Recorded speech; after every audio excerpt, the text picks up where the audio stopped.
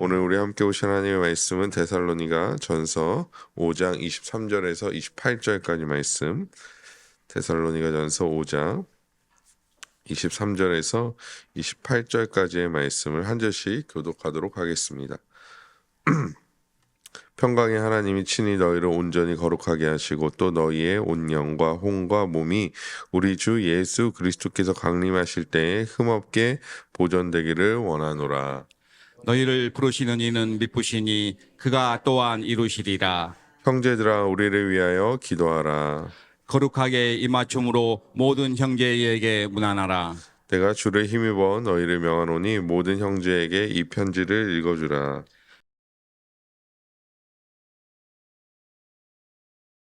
아멘. 오늘도 말씀과 기도로 하루를 시작하시는 모든 성도님들을 주님의 이름으로 환영하고 축복합니다. 오늘은 데살로니가 전서의 마지막 부분 살펴보도록 하겠습니다. 우리는 어제 빛의 자녀들은 어떤 삶의 모습을 가져야 하는지에 대한 말씀을 살펴보았습니다. 그리고 오늘 사도 바울은 그렇게 살아가야 하는 이유에 대하여, 목적에 대하여 말씀해 주고 있습니다. 우리는 이미 앞에서부터 이 마지막 때를 살아가는 성도들에 대하여 살펴봤습니다. 그렇다면 사도 바울은 데살로니가 성도들을 대할 때도 동일한 시선으로 바라봤을 것입니다. 즉 그들을 그냥 일반적인 어떤 성도, 물론 뭐 일반적인 성도 아닌 성도를 나눌 수는 없지만 성도로 봤다기보다는 마지막 때를 살아가는 사람들로 데살로니가 성도들을 바라봤다라는 것입니다. 그래서 사도 바울이 어제 말씀한 빛의 자녀의 삶에 합당한 모습을 데살로니가 교인들에게 말한 이유는 예수 그리스도께서 강림하실 때에 흠없이 보존되기를 원하기 때문이었다라고 말하고 있는 것이죠. 즉 사도 바울의 지금 말씀을 전하는 목적 자체가 결국에는 마지막 때에 있는 성도들이라는 어떤 그런 기준을 가지고 전하고 있기 때문에 어제 우리가 살펴봤던 뭐 항상 기뻐하라, 쉬지 말고 기도하라, 범사에 감사하라 이런 쭉 일련의 내용들이 단순히 그냥 성도가 갖춰야 할 어떤 도덕적 소양이나 어떤 신앙의 자세를 넘어서서 마지막 때, 즉 주 예수 그리스도의 재림을 기다리는 자들은 어떠한 모습과 어떠한 생각과 어떠한 마음으로 살아가야 하는가에 대하여 말씀해 주고 있는 것입니다. 그래서 오늘 그 말씀을 통해 결국에는 흠없는 합당한 그리스도인으로 빛의 자녀로서 보존해 주신다는 말씀으로 이해할 수 있습니다. 물론 이 말씀을 오해해서 우리가 흠이 없어야 천국에 들어갈 수 있다의 개념으로 받아들여서는 안 됩니다. 하나님의 뜻이라는 것이죠. 우리가 흠없이 보존되어서 이 땅 가운데 빛의 자녀처럼 하나님의 자녀처럼 합당한 자녀처럼 살아가는 것이 하나님의 뜻이요 하나님께서 우리를 그렇게 이끌어 가신다라는 것이지 우리가 흠없어야지 하나님의 나라에 들어가는 것은 아니라는 것입니다. 계속해서 말씀드렸지만 결국에는 우리는 하나님의 창세전의 계획에 따라 구원이 예정되어 있고 그 언약에 따라 하나님과 예수 그리스도께서 맺으신 그 언약에 따라 예수 그리스도를 믿는 믿음으로 말미암아 하나님의 나라에 가기 때문이라는 것입니다. 그래서 여기서 흠없게라는 것은 단순히 도덕적 결함이 없게라기보다는 온전한 믿음을 가진 자들을 의미하고 있다라는 것입니다. 그렇기 때문에 우리 또한 이 앞에 얘기했던 데살로니가전서 5장 16절에서 22절까지 얘기했던 그 내용을 바탕으로 이 땅 가운데 하나님의 백성으로서 하나님의 자녀로서 온전히 살아가는 자들이 되어줘야 할 줄 믿습니다. 또한 잠시 살펴볼 것은 사도 바울은 23절에 영과 혼과 육이라고 즉 몸이라고 말하고 있는 것을 볼 수 있습니다. 사실 사도 바울의 서신서뿐만 아니라 성경에서 이 영과 혼과 육을 3분설 즉 3개로 나눠서 살펴보고 이렇게 표현하는 것은 사실 쉽지는 않습니다. 쉽게 찾아볼 수는 없습니다. 이것에 대하여 연구하는 분들이 계세요. 영과 혼을 합치고 또 육을 나눠서 영과 혼 그리고 육 이렇게 이분설로 이해하는 분들도 계시고 영혼 육 이렇게 삼분설로 얘기하시는 분도 계시지만 사실 대체적으로는 그냥 영혼과 육체 이렇게 이분설로 이해하는 것이 좋습니다. 하지만 여기서 뭐 3분설이다, 2분설이다 이것이 중요하기보다는 영혼과 육체가 모두 다 연결되어져 있다라는 것이 중요하다라는 것이죠. 계속해서 우리가 뭐 담임 목사님 설교 시간에도 말하고 저도 말씀드리지만 영지주의자라는 자들은 영혼과 육체를 철저하게 구분했습니다. 즉 영혼은 선하고 육체는 악하다라고 본 것이죠. 그래서 영혼과 육체의 연결성을 끊어버렸습니다. 즉 육체가 악하기 때문에 어떤 자들은 이 육체는 영혼에 영향을 미치지 않아. 그래서 쾌락주의로 빠져갔고 어떤 자들은 영혼과 육체가 분리되어져 있고 영혼은 어차피 선하고 육만이 악하기 때문에 이 육을 선하게 만들어야 해 하면서 어떤 그런 금욕주의로 빠져가는 사람들이 존재했다라는 것이죠. 하지만 오늘 사도 바울은 영혼, 육, 이 모든 것이 하나님 앞에 흠없이 보존되기를 원한다라고 말함으로써 우리가 단순히 행함이 행함이다라고 끝나는 것이 아니라 이 마음과 영혼과 육체가 유기적으로 연결되어 있음을 말씀해 주고 있다라는 것입니다. 모든 것이 우리도 잘 알다시피 잠언 말씀에도 나오듯이 모든 것이 마음으로부터 근원이 시작되기 때문에 결국에 우리의 모든 것을 우리는 선하게 여겨야 한다라는 것이죠. 즉 하나님의 뜻대로 하나님의 말씀대로 살아갈 수 있도록 우리는 힘써야 한다라는 것입니다. 그래서 영혼은 선하고 육체는 악하다라는 생각을 가져서는 안 됩니다. 다시 본문으로 돌아와서 24절 말씀을 다시 한번 읽어보도록 하겠습니다. 시작. 너희를 부르시는 이는 미쁘시니 그가 또한 이루시리라. 아멘. 사실 이제 제가 성경을 읽을 때마다 왜 이 단어를 한글 개역 개정 성경에서 이 단어를 계속 사용하고 있는지에 대한 의문을 좀 가지는 단어가 미쁘시다라는 단어입니다. 왜냐하면 평소에 전혀 쓰지 않죠. 누군가에게 당신은 참 미쁘십니다라고 얘기하면 이쁘다는 얘기인가? 아니면 뭔가 무슨 의미지라고 헷갈리기 때문이죠. 그래서 미쁘시다라는 것의 원어를 보면 신실하시다, 신실하다, 또 믿을만하다 이렇게 좀 이해할 수 있습니다. 그래서 그렇게 좀 우리가 이 미쁘다라는 단어가 이제 성경 곳곳에 이제 사실 등장하기 때문에 우리가 이 단어를 맞이할 때 미쁘시다라는 것은 어떤 의미지라기보다는 그냥 신실하시다라고 또 믿을만하다라고 받아들이면 좋을 것 같습니다.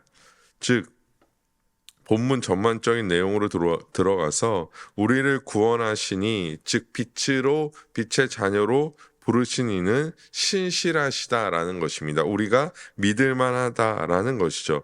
우리가 그렇게 되고 싶어서 빛의 자녀로서 되고 싶어서 살고 싶어서 그렇게 된 것이 아니라 그가 우리를 먼저 부르셨다라는 것이죠. 우리를 그의 삶으로 그러한 삶으로 부르셨다라는 것입니다.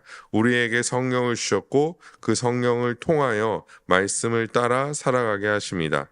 즉 결국 우리가 어제 들은 말씀의 내용의 삶을 살아가기 원하는 마음을 주시고 우리로 하여금 그렇게 살게 하신다라는 것이죠. 즉 우리를 하나님의 자녀로서 하나님의 백성으로서 항상 기뻐하고 쉬지 않고 기도하고 범사에 감사하는 자로서 우리를 불러주셨다라는 것입니다. 그래서 우리는 결국에 이것이 선택상 어제도 말씀드렸지만 선택상으로 우리가 이 항상 기뻐하거나 쉬지 않고 기도하거나 범사에 감사하는 것을 선택상으로 그렇게 하는 것이 아니라 부르셨으니 우리를 그런 삶으로 부르셨으니 우리는 마땅히 그렇게 행해야 한다라는 것입니다. 결국에 우리는 이 말씀을 살펴볼 때 우리를 부르신 이의 앞에 오늘 하루의 삶을 어떻게 살아갈 것인가, 또한 앞에 말씀드린 그런 쭉 일련의 내용들로서 온전히 살아가기를 소망하며 살아가야 한다라는 것입니다. 최근에도 한 청년과 대화를 나누면서 결혼, 직장, 또 신앙생활 이런 문제에 대하여 어떻게 조율을 해야 할까에 대한 고민을 하고 있는 것을 보았습니다. 사실 열심을 가지고 있는 청년들의 경우는 상당 부분 교회에 그 많은 어떤 헌신이 자기의 삶이 이제 포인트로 맞춰져 있죠. 그래서 이 친구도 제가 보기에는 삶의 한 70% 정도 이상이 교회에 맞춰져 있고 한 20% 나머지 삶이 자기의 삶으로 이제 맞춰져 있는 것처럼 느껴졌습니다. 그래서 이제 제가 해줄 수 있는 조언은 그런 거였습니다. 하나님께서 단순히 우리를 교회로만 부르시지 않았다라는 것이죠. 어제 그제 우리가 살펴봤을 때는 사실 교회 중심적인 말씀을 드렸지만 단순히 하나님께서 우리를 부르신 이 부르심은 교회로서만 부르신 것이 아니라 우리의 가정에도 부르셨고 우리의 삶에도 부르셨다라는 것입니다. 제가 최근에 이제 과제 때문에 어떤 이제 책을 번역하면서 이제 과제를 하고 있는데요. 그 번역의 내용이 뭐냐면 종교개혁자 칼빈이 결혼에 대하여 어떻게 생각하는가의 문제입니다. 그런데 사실 우리는 칼빈이라고 하면 그냥 예정론, 어떤 구원에 관련된 내용 이런 것만 강조하고 있는 것처럼 보였는데 사실 결혼, 가정, 또 그 결혼의 과정들, 또 약혼, 그때 당시는 있었으니까요. 약혼 이런 것들에 대하여 어떻게 하면 성경적으로 풀 것인가에 대한 얘기를 이제 굉장히 길게 쭉 하고 있더라고요. 그런데 중요한 것은 무엇이냐면 칼빈이 그렇게까지 이 가정이나 어떤 결혼하는 어떤 과정들에 대하여 말하고 있는 이유는 단순히 하나님께서 우리를 교회 안의 사역으로만 부르신 것이 아니라 우리의 가정, 오늘 하루의 우리의 삶, 직장, 또 우리의 어떤 관계 속으로 우리를 부르셨다라는 것입니다. 즉 우리는 이 삶을 살아갈 때 단순히 그냥 내가 교회 생활만 열심히 하면 되지, 교회 안에서만 그냥 이렇게 하면 되지가 아니라 나의 삶에서 앞에서 말한 16절에서 22절의 이 말씀을 행하는 자들이 되어줘야 한다라는 것입니다. 나의 가정에서도 교회에서도 또 나의 직장에서도 동일한 마음과 생각과 기준을 가지고 살아가는 사람들이 되어줘야 한다라는 것입니다. 두 번째 24절 본문을 보시면 결국 모든 구원을 이루시는 분은 하나님이시다라고 말씀하고 있는 것을 볼 수 있습니다. 그가 또한 이루실 것이다라는 것은 단순히 또한 우리의 삶을 앞에서 말한 그런 내용대로 이루어 가실 것이다라는 것뿐만 아니라 더 나아가서 궁극적으로 그 구원을 완성시키실 분이 바로 하나님이시다라는 것을 말씀해 주고 있는 것입니다. 결국 우리는 신실하신 하나님을 신뢰해야 한다라는 결론에 도달할 수 있다라는 것이죠. 우리는 우리의 스스로 구원에 이를 수 없습니다. 구원을 시작할 수도 없고요. 구원을 완성시킬 수도 없는 존재가 바로 우리라는 것입니다. 하지만 알파와 오메가 되신 우리 하나님께서 우리의 모든 구원의 시작과 마침이 되시는 줄 믿습니다. 그렇기 때문에 우리는 신실하게 우리의 삶을 이루어 가실 그 하나님을 신뢰하며 나아가는 자들이 되어줘야 한다라는 것이죠. 우리의 대적자들은 다양한 고난과 어려움 속에서 가능하다면 우리가 그 길을 떠나기를 원할 것입니다. 아니 잠시 잠깐이라도 하나님의 뜻에서 벗어나 죄악의 길에 서기를 원하는 것이 우리의 대적자들의 모습이라는 것이죠. 하지만 우리에게는 신실하신 하나님이 계시다라는 사실을 잊어서는 안 됩니다. 그래서 우리에게 믿음을 주신 것이죠. 그 믿음을 주시고 그 믿음을 통하여 말씀을 수납하게 하시고 그 말씀 가운데 성령의 역사로 말미암아 우리를 하나님의 자녀로서 하나님의 백성으로서 살아가게 하신다라는 것입니다.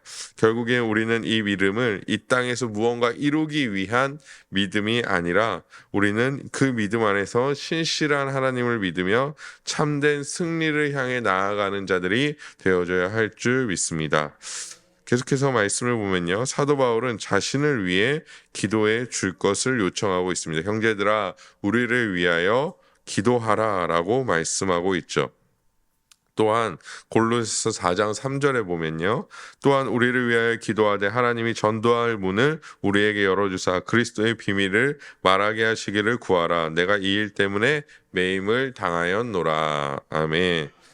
사도 바울은 이렇게 골로새 교회뿐만 아니라 데살로니가 교회에도 또 많은 서신서에서 자신과 자신들과 함께하는 일을 위하여 기도해 주기를 요청하고 있습니다.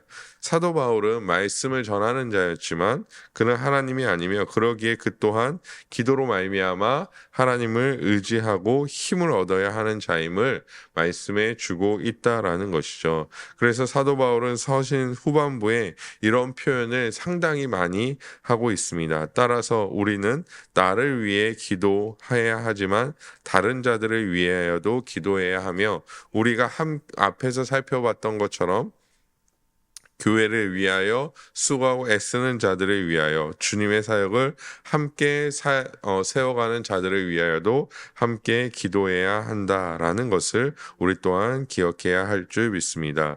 26절에 말하고 있는 거룩한 입맞춤은 당시에는 그냥 인사 정도로 생각하시면 좋을 것 같습니다. 거룩하게 입맞추라는 것은 우리가 믿음 안에서 한 형제이며 주의 뜻을 따라라는 한 공동체에 속해져 있는 자로서의 자세를 말합니다. 그래서 우리는 믿음의 한 형제요 자매인 것을 잊지 않아야 한다라는 것이죠. 즉 사도 바울이 그냥 입맞춤이 아니라 너네 서로 인사를 잘해라 라고 말하려고 이 말씀을 하고 있는 것이 아니라 너희가 거룩한 입맞춤, 즉 거룩한 인사로 말미암아 서로가 한 공동체에 함께 세워가야 할 자들임을 잊지 말라라고 말씀하고 있는 것입니다. 시대가 개인화 되어가고 집단보다는 개인이 우선이고 개인의 취향이 이제는 더욱 존중받는 시대가 되었습니다. 이런 시대라는 것 자체가 부정적이고 잘못되었다라고 생각하지는 않습니다. 하지만 그런 가운데서도 우리는 주 안에서 하나가 되었음을 꼭 기억해야 한다라는 것입니다. 이것은 또한 그냥 우리가 하나 되었다라고 선포하는 것이 아니라 성령이 이미 우리를 하나로 묶어 주셨기 때문이죠. 성령께서 우리를 하나로 하셨고 우리는 한 복음으로 말미암아 구원받았으니 차별 없이 우리는 서로를 존대하며 또한 주 안에서 하나 되는 자들임을 기억해야 할 줄 믿습니다. 그래서 사도 바울은 이어서 이 편지를 모든 형제들에게 읽어주라라고 말씀하고 있습니다. 즉 모든 형제들에게 읽어주어 모든 자들이 함께 하나님의 뜻대로 행할 수 있도록 너희가 권면해야 한다라고 말씀하고 있는 것이죠. 믿음이 강하던 믿음이 약하던 이것에는 구별이 없다라는 것입니다. 우리가 앞에서 살펴봤던 바와 같이 믿음이 약한 자들을 그냥 방치하고 너는 믿음이 약하니까 사실 우리 안에도 그런 모습이 없지 않습니다. 너는 믿음이 약하니까 이 정도만 해도 될 거야. 그냥 교회에 나와주는 것만 해도 감사하지. 물론 그정 어떤 단계와 순서가 중요하겠지만 결국에는 모든 자들이 주의 복음의 말씀에 온전히 서야 하며 모든 자들이 하나님의 말씀을 행해야 한다라는 것을 말씀해 주고 있습니다. 또 다른 방면으로 봤을 때 말씀이라는 것은 누구에게는 이 말씀이 은혜가 되고 누구에게는 이 말씀이 은혜가 안 되고 이런 말씀이 없다라는 것입니다. 그거는 굉장히 자기의 주관적인 생각으로 말씀을 판단하는 것이죠. 저도 이제 설교자이기 때문에 말씀을 전하는 자들이기 때문에 말씀은 전하는 자이기 때문에 사실 그런 얘기를 뭐 저에게 직접적으로 하지 않지만 성도님들 뭐 우리 성도님들뿐만 아니라 제가 지금까지 사역해 왔던 많은 교회에서 이제 보면 그렇게 말씀하시는 분들이 많이 계세요. 목사님, 오늘 말씀은 정말 저에게 중요한 말씀이었습니다. 그래서 그러면 이제 저는 굉장히 또 짓궂기 때문에 그러면 지난주 말씀은 별로 중요하지 않았나 봐요. 예로 얘기하고 싶지만 뭐 그 정도의 관계가 되지 않기 때문에 그냥 인사치레로 또 하시는 것이죠. 그러면 또 어떤 분들은 반면에 이제 뭐 우리 교회에서는 그럴 분들이 없다라고 생각되어지지만 오늘 말씀은 나랑 그냥 마음속으로 나랑 크게 관련이 없는 말씀인 것 같아라고 생각하는 분들도 계실 것입니다. 그런데 하나님의 말씀은 내가 선택적으로 이 말씀이 은혜가 되고 안 되고가 전혀 존재하지 않는다라는 것입니다. 만약 하나님께서 직접 우리에게 음성을 들려주신다면 그 음성이 어떠한 음성이든지 상관없이 우리는 그것이 참 은혜롭다라고 생각할 것입니다. 하나님께서 물론 직접 음성을 들려주시는 일이 매우 희귀하게 일어나긴 하지만 직접적으로 갑자기 이 시간에 이 자리에 하나님께서 우리에게 직접적인 음성을 들려주신다면 우리는 그 내용이 뭔지도 기억하지 못하고 하나님께서 나에게 정말 귀한 음성을 들려주셨어라는 그 사실 하나만으로 은혜를 누리게 된다라는 것이죠. 결국에 우리는 하나님의 말씀을 듣고 하나님의 말씀을 대할 때 단순히 이 말씀이 내게 은혜가 되고 은혜가 되지 않는 말씀이라고 우리가 기준지어서 생각해서는 안 된다라는 것입니다. 이전에 큐티를 하거나 말씀을 들으면 내가 은혜되는 말씀 한 구절을 찾아내는 것이 큐티의 전부였던 모습들이 아마 계실 것입니다. 저도 처음에 큐티할 때 그랬습니다. 오늘 말씀을 쭉 읽어보고 가장 은혜되는 말씀을 그냥 줄긋고 이 말씀을 내가 오늘 하루 붙들고 살아가야지 라고 얘기하면 사실 그 본문에서 말하고 있는 전체적인 예수 그리스도께서 혹은 하나님께서 말씀하시는 그 내용을 분명히 알지 못하고 그냥 내가 원하는 구절에 줄긋고 끝나는 식의 큐티가 된다라는 것이죠. 결국에 우리는 이 말씀을 대할 때 모든 말씀을 하나님의 말씀으로 대하여 모든 것이 우리를 온전케 하시는 하나님의 말씀으로 수납해야 한다라는 것입니다. 뿐만 아니라 우리의 형제와 자매들이 하나님의 은혜와 말씀의 자리에 나아갈 수 있도록 우리는 끊임없이 권면하고 권계해야 한다라는 것이죠. 그것은 우리가 분명히 해야 할 사명이라는 사실을 잊지 않아야 한다라는 것입니다. 말씀을 듣는 것에는 차이가 없습니다. 차별이 있어서는 안 된다라는 것이죠. 특별히 우리 자녀들에게 이 자녀들에게 어떻게 말씀을 듣게 해야 할지에 대한 고민과 생각을 하시고 특별히 믿음이 없는 자들, 믿음이 연약한 자들이 함께 주의 말씀을 들을 수 있도록 우리는 권하는 자들이 되어져야 할 줄 믿습니다. 사랑하는 성도 여러분, 우리는 이렇게 데살로니가 전서의 말씀을 통해 하나님의 말씀을 들었습니다. 사실 데살로니가 교회는 대부분 신앙이 온전히 잡혀 있는 교회였습니다. 심지어 그리스도의 다시 오심에 대하여도 그 때와 시기에 대하여도 온전한 지혜를 가지고 있었던 몇 안 되는 교회였습니다.